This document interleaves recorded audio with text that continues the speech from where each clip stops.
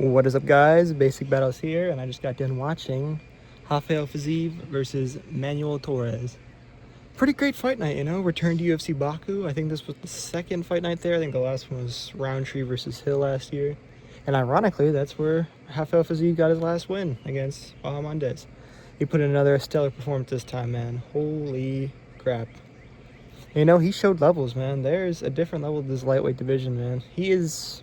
I'd have to put him in the same category as like a Gamrot or like an Armin, you know. He is a vet in this division now. Maybe he's like, I want to see that rematch against Gamrot, in my opinion, you know. He looked fantastic tonight. You know, he got caught up in that little bit at the end of the first round, but, you know, Torres he's a monster of a lightweight, you know. He's massive. He's got huge hands, he's got solid reach, he's got solid size and frame. Great power. I mean, so the fact that Fiziev went in there, ate some punches, it looks good throughout, man. He landed some solid low kicks, a couple great right hands, good body kicks, and the second round, that spinning heel kick was just money. It didn't even land flush. It just landed on the hand and knocked him off balance. That thing is so powerful. And then just goes onto a flurry and lands a solid right hand. He was out during that right hand, too. That was a bad stoppage by Mark Goddard.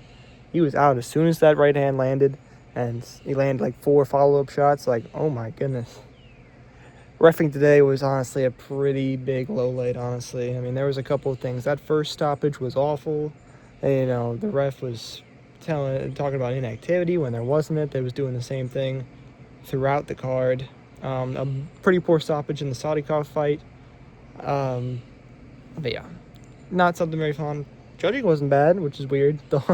You know, that being the least corrupt part of a UFC card. It's pretty funny.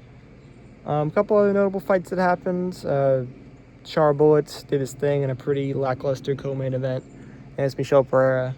You know, he's kind of directionless right now, but that was a solid win for him. So, you know, Michel Pereira, probably not a cut candidate considering he won his last fight, but, you know, it's not looking too hot for him. You know, his UFC career is on the ropes.